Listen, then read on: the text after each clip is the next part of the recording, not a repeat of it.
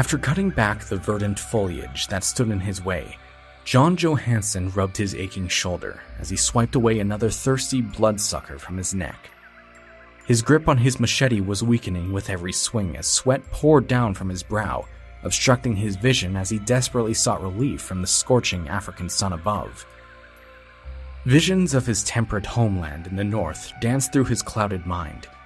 He was far from home, and likely would not see it for quite some time yet. With years of experience to his name and a seemingly limitless amount of wealth at his fingertips, Johansson had left his home in Sweden to hunt in the untamed wilderness of the Congo. Elephants were his prey, and any quarrels about the morality of such a quest was far from his mind. He wasn't about to give up or leave for home without his trophy. His guide silently tapped him on his shoulder between swings. Whispering, the man told him a group of elephants were grazing not far from where they stood, but they must cross the marshland to reach them. Staring back at his guide with a look of slight annoyance and with a deep sigh, the two pressed on, pushing past the colossal leaf-covered trees and into a wetland filled with towering grass. Slogging their way through the knee-high water, the two made their way through this unforgiving landscape. Bugs swarmed them, biting and feasting to their heart's content. Thinking this was too much even for him, John began second-guessing if his pursuit was worth it. When would this torment finally end and he could leave this god-forsaken land? A deep, heavy footstep halted the two men in their tracks, a sure sign that a gigantic creature was drawing near. Although the long grass obstructed their view, they prepared themselves, readied for what they surely expected was to be their prize. Hunkering down to remain unseen, the two waited. The water around them began to ripple as the footsteps grew near. They listened, hoping to catch their prey off guard. The beast was wandering right to them.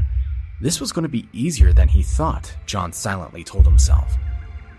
Finally, as the animal drew near enough, the two men leaped from their hiding places, guns in hand. What stood before them was a creature neither of them could have expected. Paralyzed, John stood still, his eyes wide as he observed an enormous lizard walking on two massive legs, marching right past them, unimpressed with the two men's sudden surprise attack. Johansson realized the position he was in. A creature like this was unheard of back home. He could double, no, triple his wealth by bringing back its body. This discovery was far more valuable than the common bull elephant. Using his shotgun, John fired 3 times at the monster.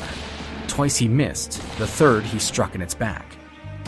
Backing away now, the lizard, still seemingly disinterested in the two men, moved on. Trembling, John's guide suggested they vacate the area.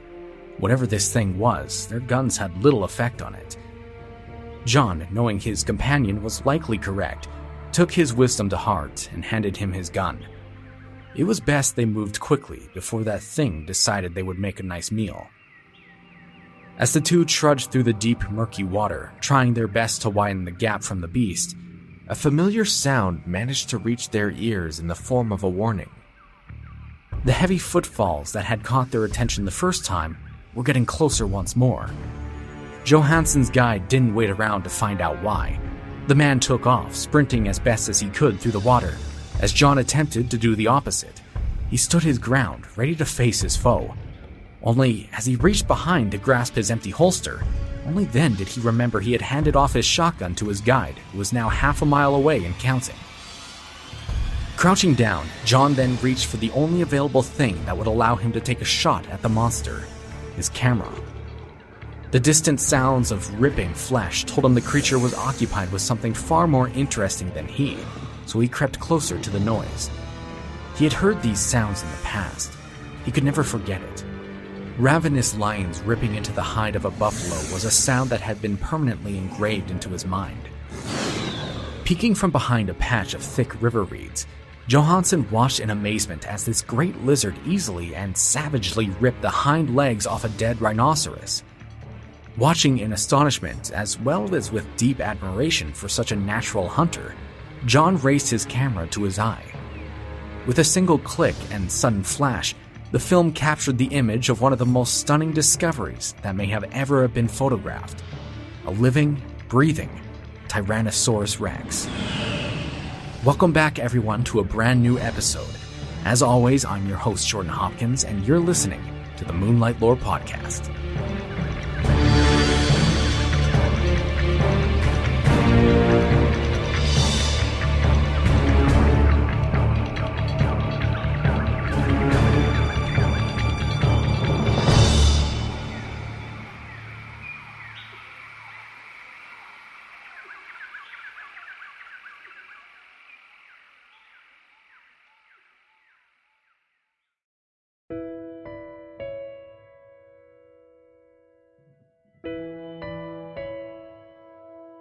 John Johansson was shaken, to say the least.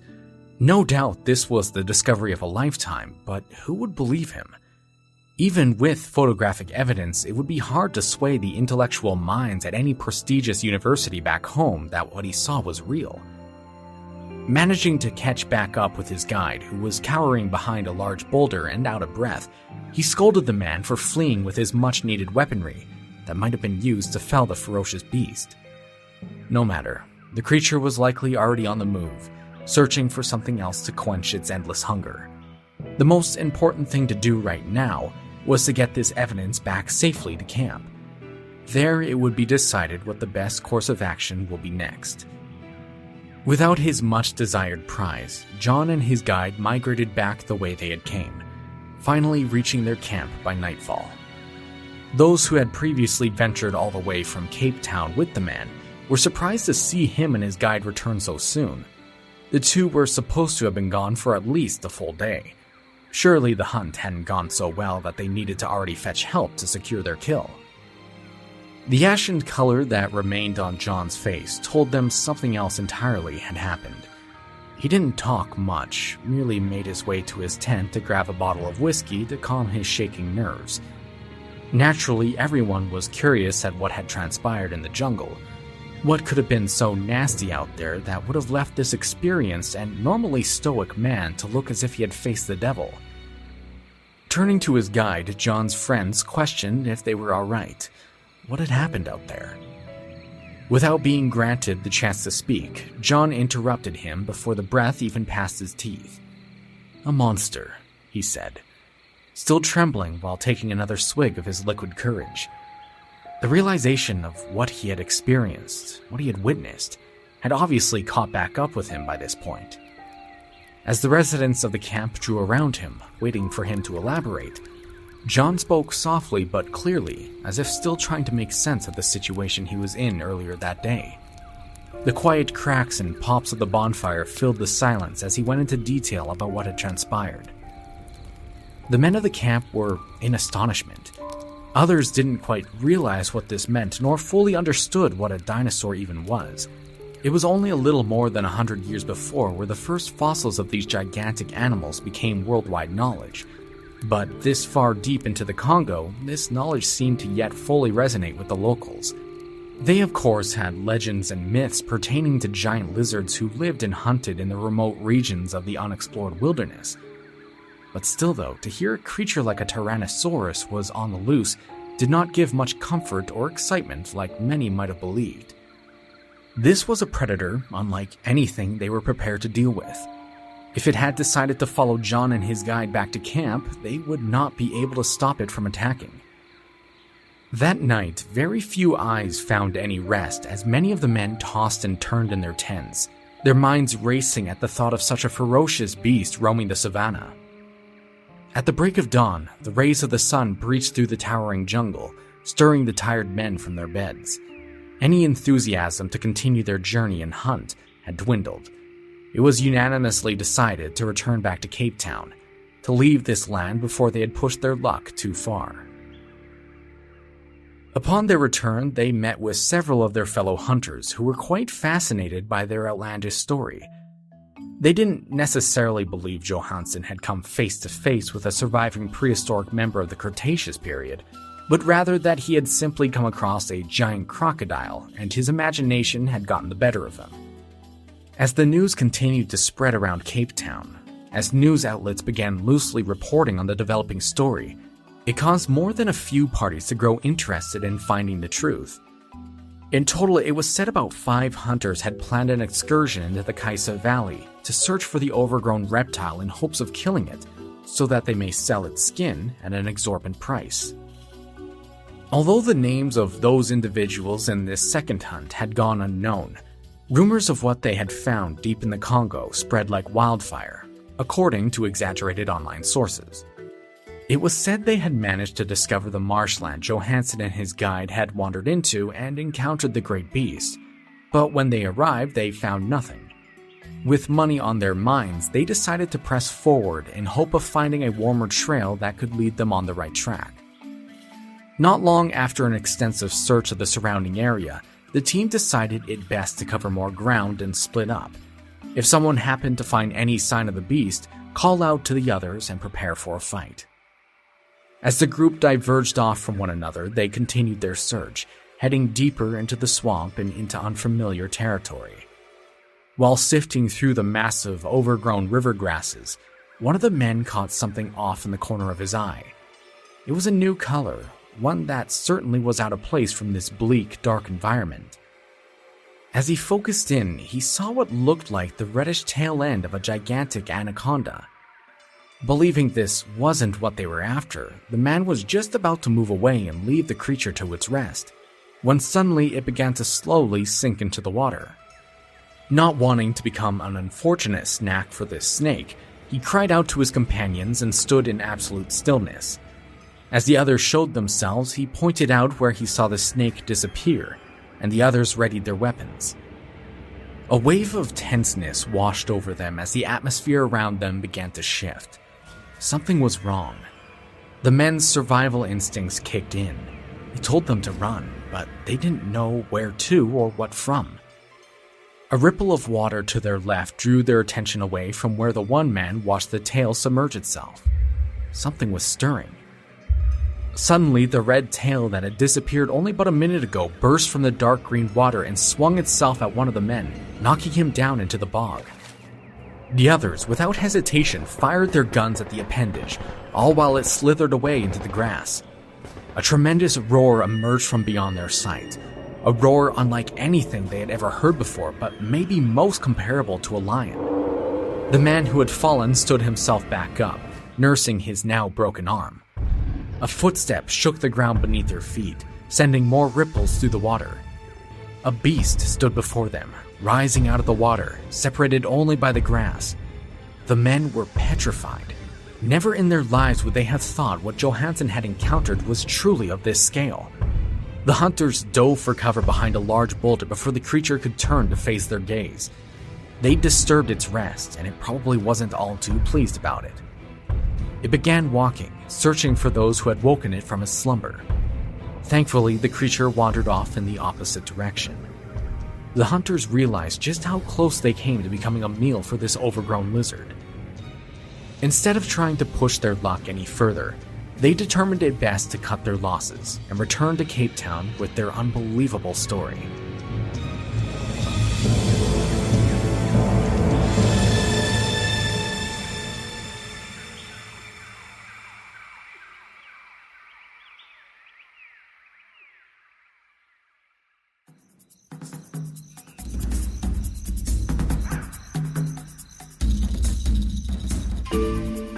Notably, those same online sources who describe the band of 5 hunters encountering the Kasai Rex also explain a famed zoologist, Robert Henderson, also happened to spot the beast in 1951. After the death of his wife, the man had decided to conduct an excursion into the Congo in search of new and undiscovered exotic species. With the help of a group of local natives, Robert traversed through the jungle and savannas, eventually crossing the Kasai River. The locals at the nearby town of Mutombo Lamada, the location where Robert had stationed his outpost, awaited for the man and his guides to return after a week of searching. Upon the 6th day, the very day the group was scheduled to return, a thunderous blanket of rain clouds stretched across the land, raising the level of the Great Kasai River to become impassable. The excursion group was trapped on the other side with their vehicles. The town waited for the rain to cease, which it had later in the evening, but on the 7th day there was still no sign of Robert or his guides. It was decided another group of 10 locals, along with 5 others from the local military regiment, would journey across the Kasai in search of the man. As expected, they were able to discover where Robert and his men had set up their main camp, though it had been completely abandoned for several days at that point.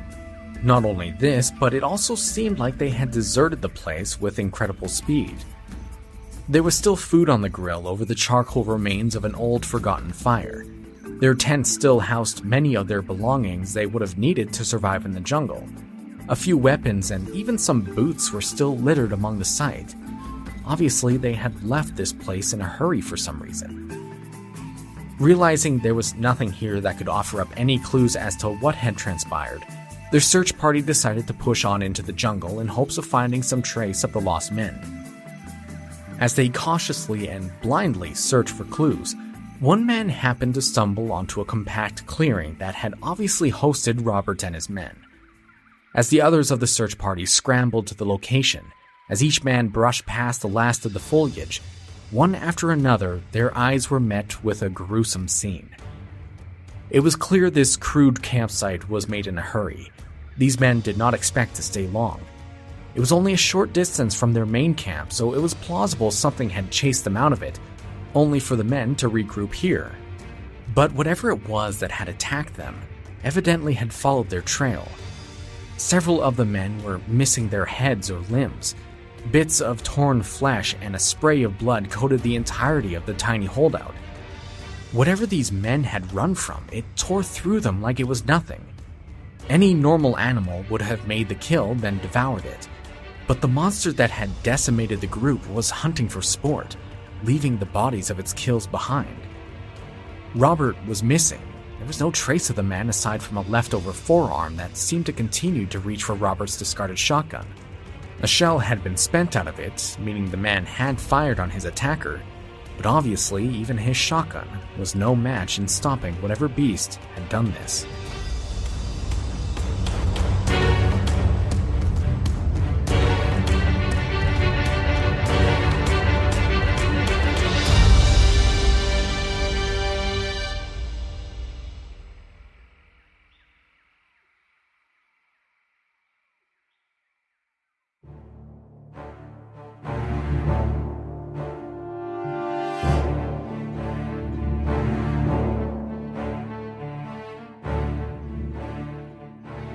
Since the legend of the Kasai Rex became more widely known thanks to the few online articles who have written about it, it doesn't necessarily instill a sense of believability behind it, in my opinion.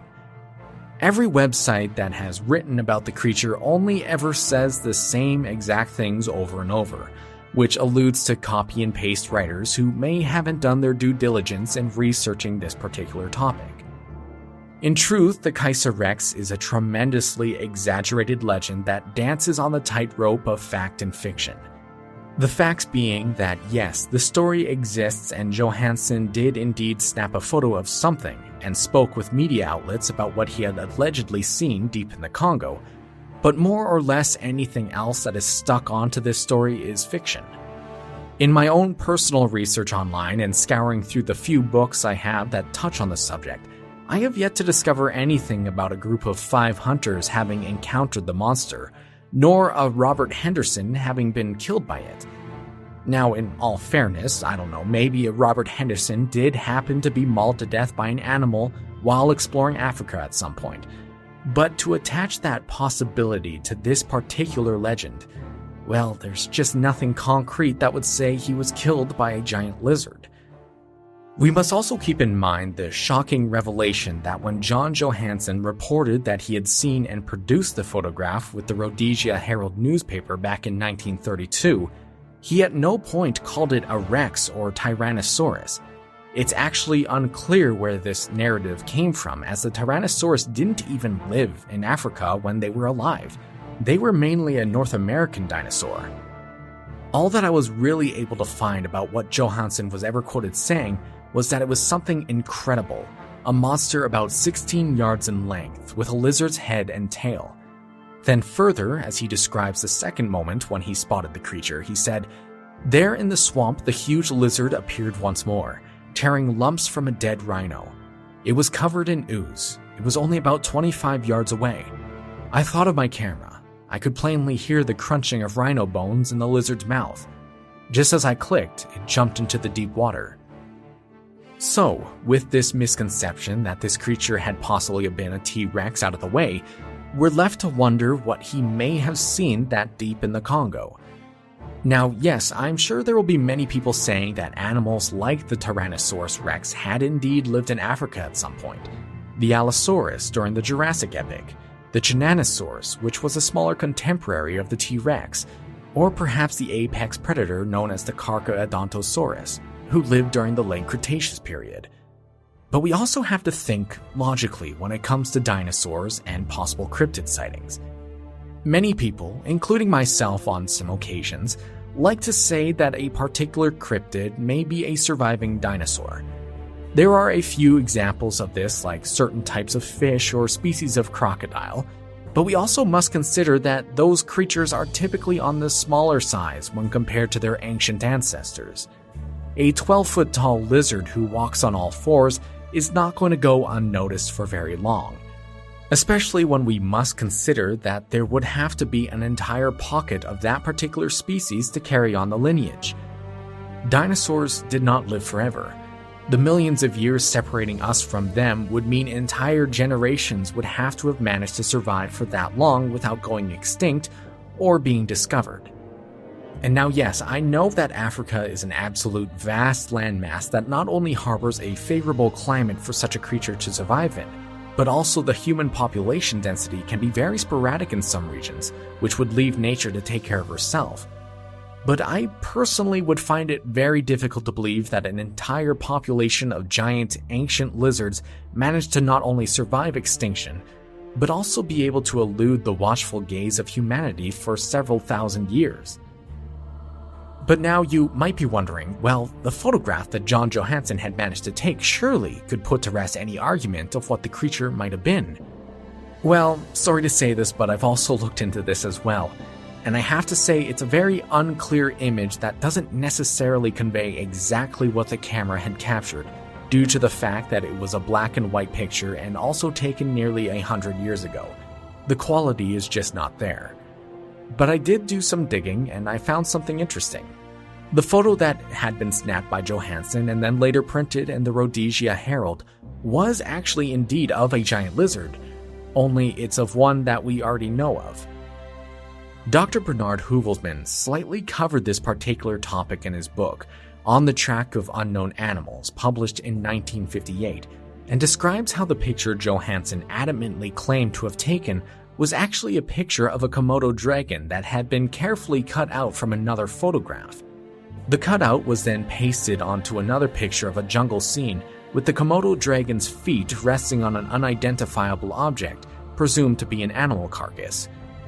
So, what we have here is a story that unfortunately seems to have been a hoax right from the very beginning. Because we'd now learned the original photograph that had been taken by Johansson had been poorly faked, and the story was greatly exaggerated, if not an entire work of fiction, we now know that the following two stories that I shared were nowhere near the truth. Again, the story about the other band of hunters sighting the beast, as well as Robert Henderson and his team being massacred, were all works of complete fiction that were used to justify the original story, that this creature exists. And like I mentioned, online articles pertaining to this legend are all completely copied and pasted from one another, none of them offering neither any sources nor originality. It's not honestly clear how popular the story might have been prior to the internet, but another indication that it was all a hoax was made in 2007 when a second photograph suddenly appeared on the web claiming Johansson had really taken two photographs of the creature, and that this second image was supposed to be far more convincing. Only it wasn't. This second photo was far clearer and taken in a more professional manner, which tells us that this was not taken by the same man with the same camera back in 1932. But regardless on who took it or with what equipment, they certainly did their work in trying to pass the picture off as genuine. It depicts an easily identifiable theropod dinosaur crouching over the carcass of an equally recognizable rhino. Needless to say, this was no more authentic than the first photograph. To call it another hoax, however, would be incorrect. It was produced by a well-known photo manipulator named Finbar, who used a separate image of an Allosaurus model superimposed over a photo of a prone rhino. At no point did he ever say it was a genuine photograph of the Kasai Rex, and even openly admitted that he had manipulated the picture to fit with the story. Though, as the internet is wont to do, there were many eager minds who wanted proof of this creature to exist. They either ignored that it was openly known to be faked or just simply didn't care that it was. They wanted evidence, no matter if it was true or false.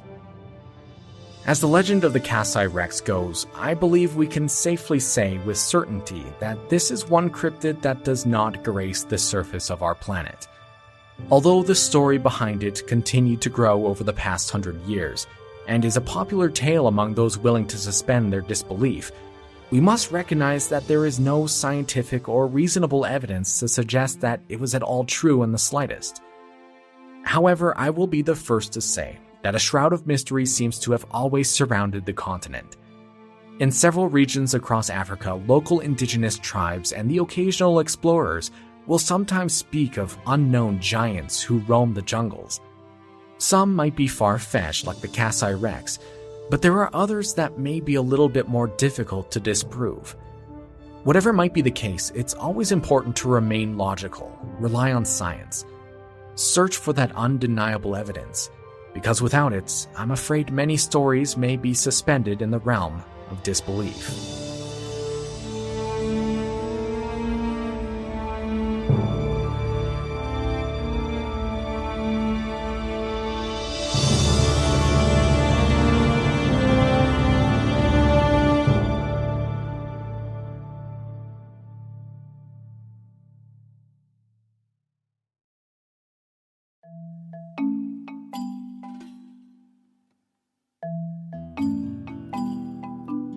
Despite the fact this thrilling and fascinating story of this ferocious cryptid turned out to be nothing more than another hoax, I hope you enjoyed listening to the retelling of it and then the breakdown.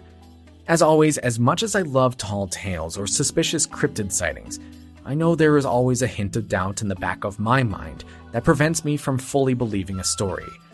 But even so, I do hope that I was able to do this particular legend justice and bring a new creature into the spotlight, even if it was likely never to exist. If you happen to enjoy this episode, or perhaps one of the many others I produced on the podcast, then maybe you might find the extra bonus episodes I produced over on my Patreon page just as interesting and entertaining. You can find the Patreon by following the link in the description of this episode, and for only $5 a month, you gain access to monthly bonus episodes and a few other neat treats as well. My most recent episode on there was about the Crosswick Monster, an equally ferocious giant lizard who attacked two young boys who were fishing alongside a riverbank in Ohio back in 1882. Here's a little clip of what that episode is like. Whatever this creature was, it was obviously not a typical snake, as it had 4 legs, 2 short ones in the front and 2 powerful ones in the back. To say it was an unnerving sight would have been an understatement, as the 2 boys had no earthly idea what they were looking at. It was obvious it was a reptile of sorts. They just had no clue what it was, as they had never seen something like this before. Suddenly, as if a switch had been flipped, the creature's eyes narrowed on the 2 boys watching it and let loose a fearsome roar. It charged directly towards them, picking up speed with every step. The 2 boys attempted to run, flinging their fishing rods to the ground, hoping to distance themselves as best they could before the beast was upon them. But despite its smaller front legs, the creature was easily able to reach them in only a moment. Larger than what it first appeared to be, the 2 boys were now face to face with this lizard. Only it did not take long before things took a deadly turn for the worse. Joe, unable to keep pace with his older brother, fell into the clutches of the monster, with it firmly snapping its large jaw directly down on the boy's torso. As well as that episode this month, I'm also doing a shorter episode coming out near the end about another lesser-known cryptid, so if you're at all interested in those extra episodes, please consider donating. All donations go towards the upkeep of the show, like managing website costs, recording software fees, hosting fees, and any equipment purchases that might need to be done in the future.